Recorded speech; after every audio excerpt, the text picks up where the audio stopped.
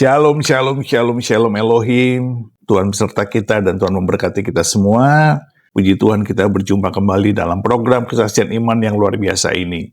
Saya berdoa selalu Bapak Ibu di tahun yang baru ini diberkati Tuhan berlimpah-limpah dan sukses apapun yang dikerjakan. Sebagai pelajar kah, sebagai bisnismen, sebagai pegawai, sebagai bahkan pelayan Tuhan sekalipun. Puji Tuhan. Baik, hari ini kita akan berjumpa dengan 3 murtadin yang dahsyat luar biasa, ya. Ada seorang ibu yang ini sangat ajaib sekali. Ketika beliau melafazkan, melantunkan ayat-ayat kitab suci dengan mengaji, beliau melihat tiba-tiba muncul di hadapannya sebuah salib. Beliau seorang guru agama, seorang guru ngaji, seorang yang sangat keras, yang sangat membenci Yesus, membenci kekristenan. Tiba-tiba saat mengaji, kok muncul salib di hadapannya. Ibu ini menjadi marah dan gemetar, saking marahnya badannya gemetar. Ini luar biasa sekali kebenciannya kepada Kristus.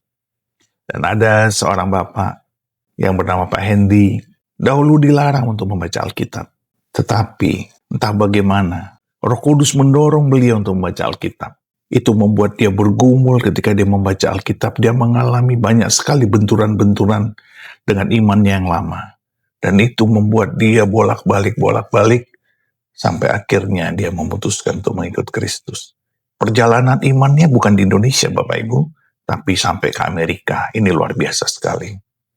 Dan yang terakhir kita bertemu dengan saudara kita dari Makassar, ya Pak Mansur. Beliau mengaku dahulu atau mengikuti agamanya yang lama tidak mengalami satupun damai. Tidak ada sejahtera, tidak ada ketenangan. Semuanya penuh aturan dan ketatnya dalam beragama dan membuat dia merasa penuh dengan hukuman-hukuman. Tetapi ketika dia mengalami Kristus, dia ikut beribadah. Istrinya seorang Kristen, dia beribadah ke gereja. Dia mengalami damai Tuhan. Di situ ada ketenangan, kedamaian, dan sejahtera yang luar biasa. Nah, bagaimana ceritanya? Mari kita saksikan bersama-sama. Tuhan memberkati.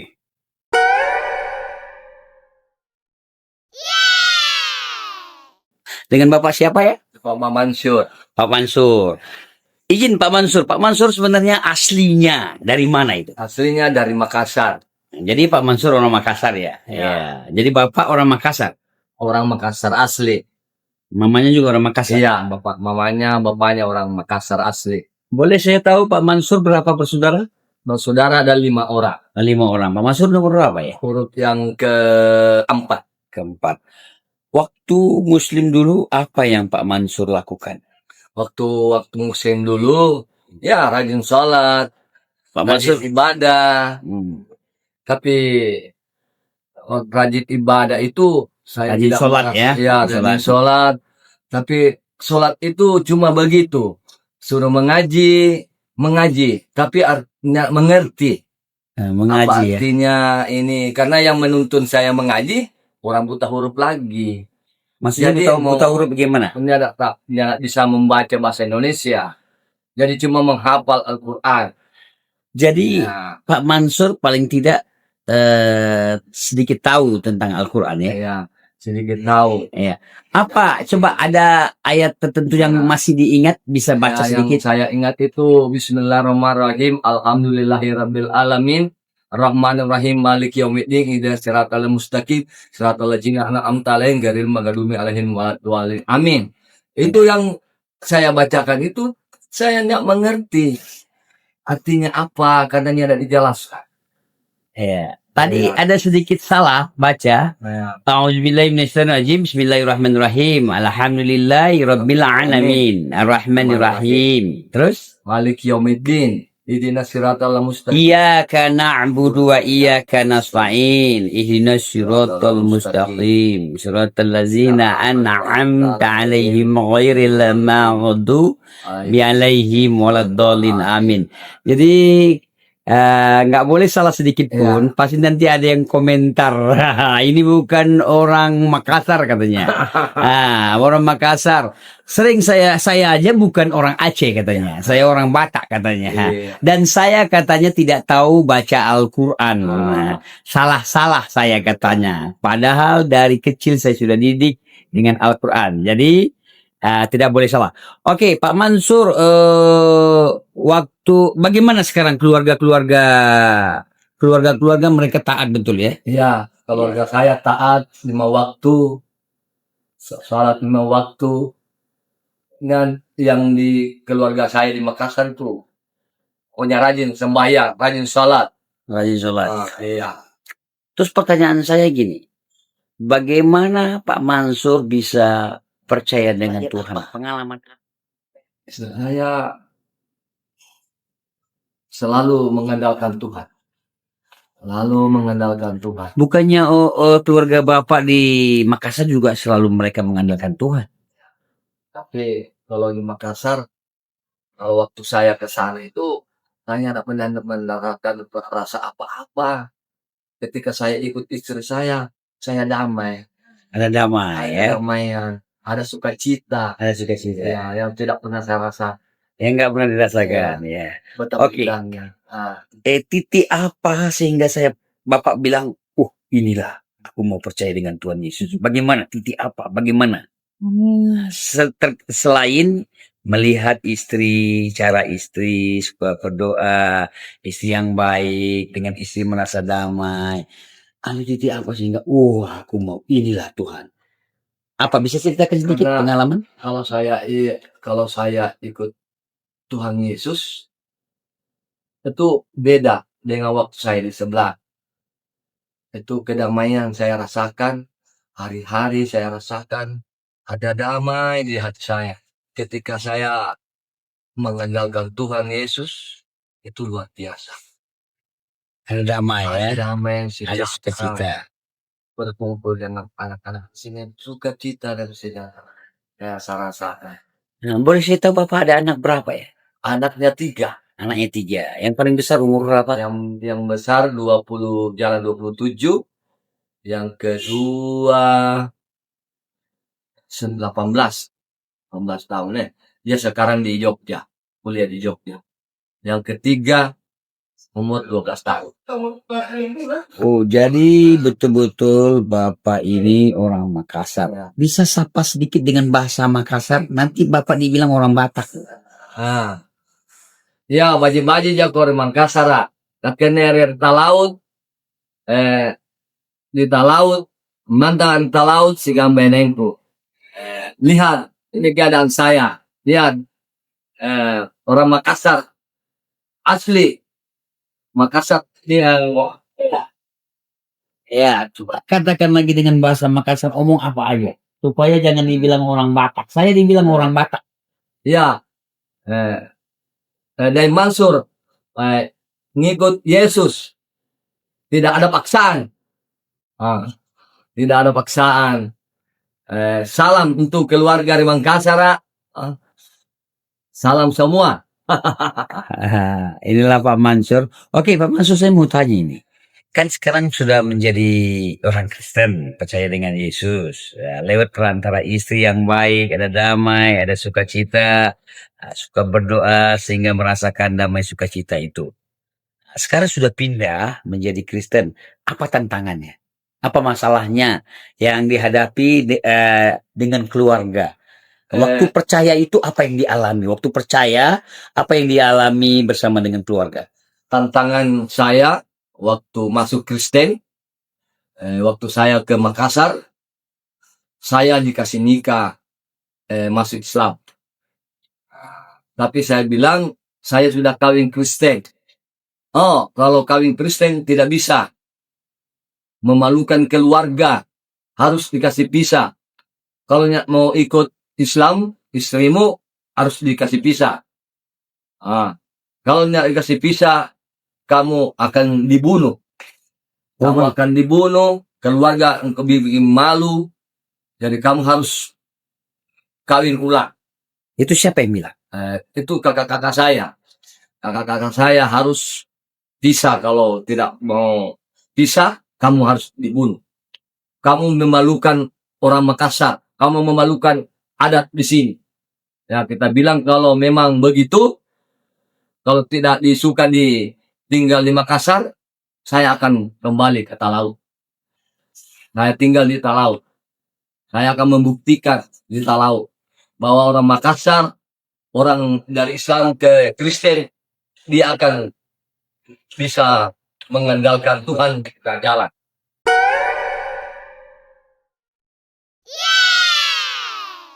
Qad aflahal mu'minuna alladzina hum fi salatihim khashi'un. Pada saat saya membaca ini, saudara, saya lihat salib Tuhan di depan. Apa yang terjadi? Saya cuma begini. Ini apa artinya kok ada salib begini? Sedangkan saya benci Yesus loh. Saya benci dia. Kenapa dia datang sama saya? Tangan saya gemeter. Kenapa ini ayat ada di Al-Quran ya? Kenapa ini Al-Quran kok menyebutkan Yesus adalah Tuhan? Isa ibnu Maryam wajihan fid dunya wal akhirah. Al-Imran 3:45. Coba buka saudara. Isa ibnu Maryam wajihan fid dunya wal akhirah. Itu yang saya ingat. Isa putra. Kalau di Al-Quran Isa kan, kalau di Kristen Yesus. Putra Maryam. Maryam itu Maria, saudara. Wajihan yang berkuasa atau yang terkemuka. Fit dunia, di dunia. Wal akhirah, wal itu dan akhirah adalah surga atau akhirat kalau di Islam ya. Artinya, Isa ibnu Maryam wajihan fit dunia wal akhirah adalah Yesus atau Isa, putra Maria, berkuasa atau terkemuka di dunia dan di akhirat. Kalau Yesus saudara itu terkemuka atau berkuasa di dunia dan akhirat, dia bukan manusia, dia bukan seorang nabi, tapi dia adalah Tuhan. Dari situ saya bertobat. Ya saudara, itu pertobatan saya. Karena bukan orang lain yang mengatakan, oh Yesus adalah Tuhan. Al-Quran sendiri mengatakan sama saya, betapa fanatiknya saya dulu. Saya yang benci orang Kristen mengatakan Yesus manusia bercawat. Tapi Tuhan Yesus datang pada saya melalui ayat saya sendiri.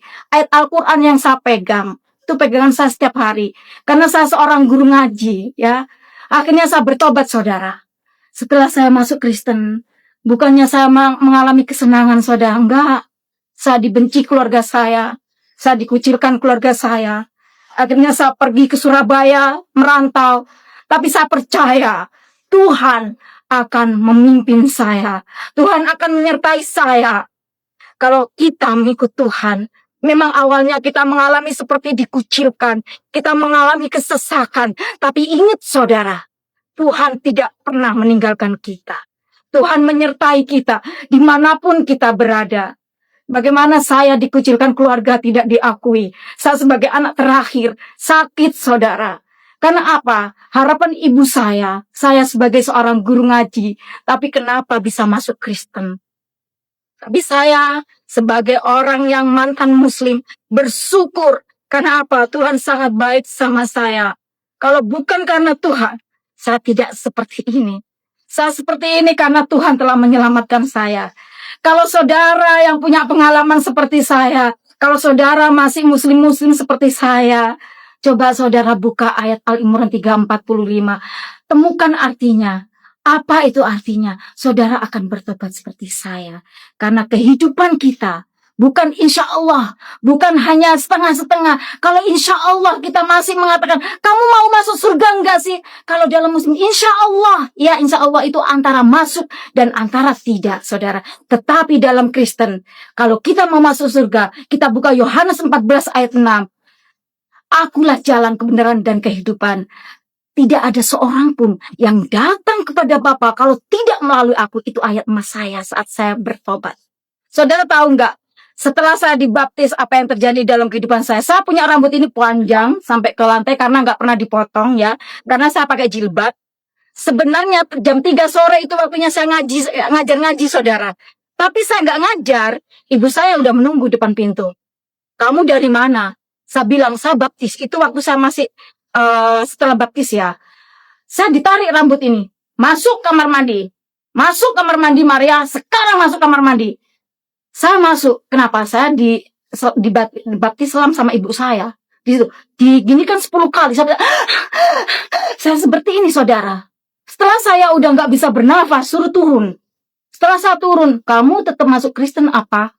Kembali ke Islam, saya tetap bilang, saya ingin ikut Yesus ibu, karena Yesus telah datang sama saya dan menunjukkan saya jalan mana yang benar. Itu saudara kesaksian Saya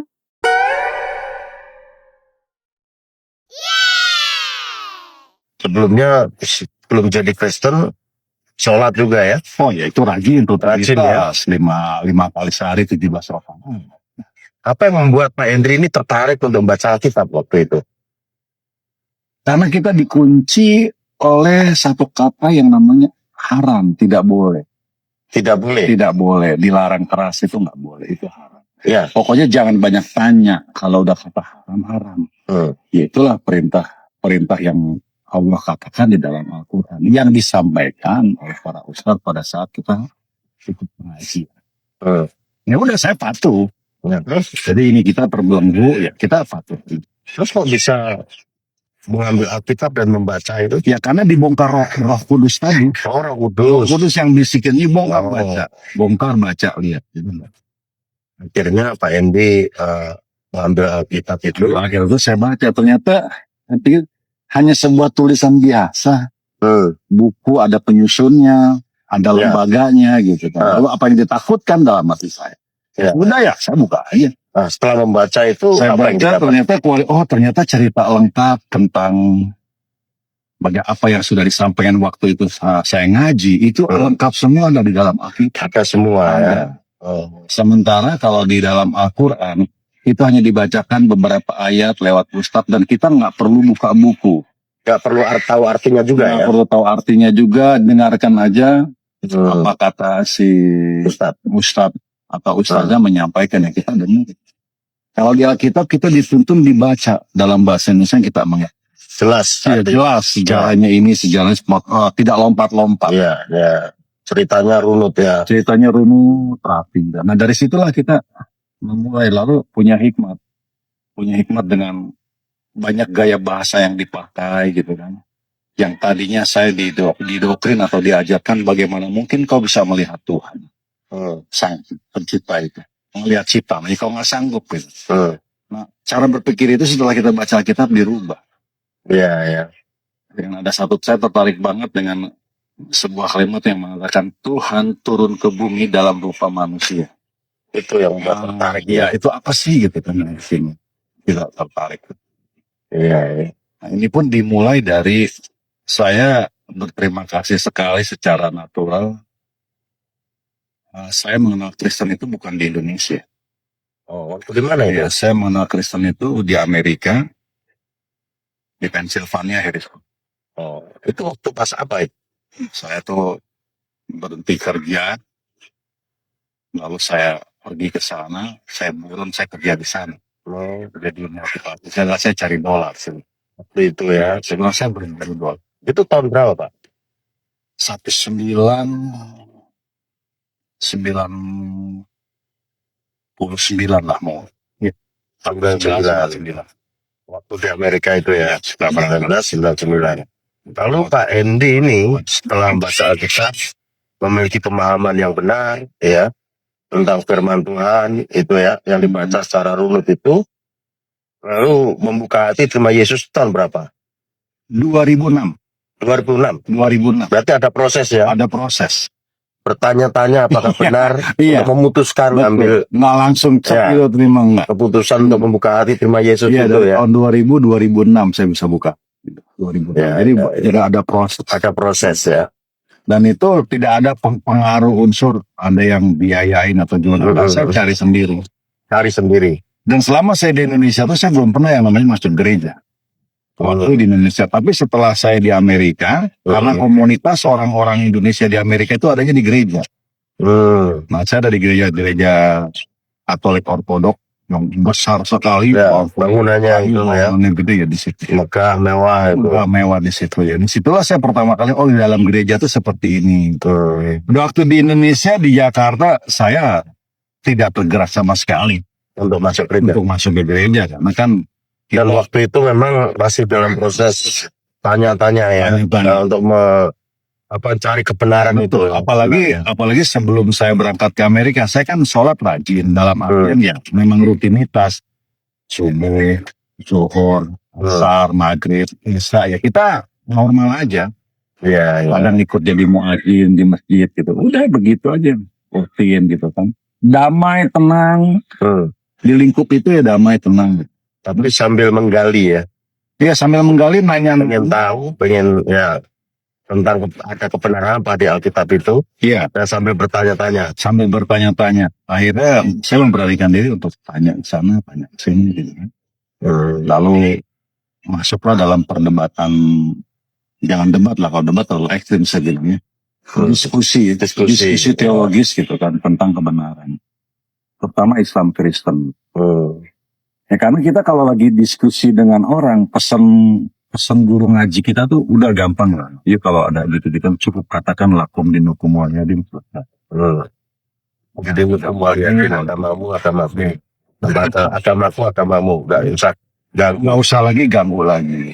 Udah. itu ya, Nah kita terkunci di yang beberapa kali ditanamkan itu. ditanamkan sama bacaan Quran yang mengatakan keesahan Tuhan, bahwa bagaimana Tuhan bisa beranak dan diperanakan. Mungkin lah, Tidak mungkin. nggak mungkin. Dan diperanakan itu mereka mengasumsikan dalam arti biologis. Ya, padahal nggak seperti Nggak itu. seperti itu. Karena saya tidak paham ada istilah anak bukan harus terlahir dari perempuan. Tapi karena sudah dikunci dengan pemahaman seperti itu, jadi kita nggak tahu kebenaran ya. Tahu ditutup. Ditutup seperti itu bahwa Allah tidak beranak dan diperanakkan gitu ya. Dalam nyalit walam yuat, nah itu udah harga mati. Kata mati. Puji Tuhan, puji Tuhan, puji Tuhan. Inilah pergerakan Tuhan di akhir zaman, Bapak Ibu dan teman-teman semua. Mari kita terus bersaksi, mari kita terus menjadi berkat, mari kita terus mengasihi, mengampuni, dan menjadi pendoa-pendoa syafaat di akhir zaman, mendoakan di sekitar kita, lingkungan kita, tetangga kita, kiri kanan kita, sahabat, ande tolan, dan siapapun juga. Mungkin keluarga kita juga yang belum terima Yesus sebagai Tuhan dan Juru Selamat secara pribadi. Kita doakan supaya mereka mengalami Kristus, mengalami kasih Tuhan, dan akhirnya bertobat dan menjadikan Yesus sebagai Tuhan dan Juru Selamat mereka. Tetaplah setia, tetaplah percaya, tetaplah semangat di dalam Tuhan. Tuhan tetap memperhatikan kita semua supaya kita menjadi berkat bagi banyak orang. Tuhan beserta kita dan selalu menyertai kita sampai pada kesudahannya. Diberkatilah kita semua di dalam nama Bapa dan Anak dan Roh Kudus, di dalam nama Tuhan Yesus Kristus. Haleluya, haleluya, haleluya. Amin, amin, amin, amin, amin, amin.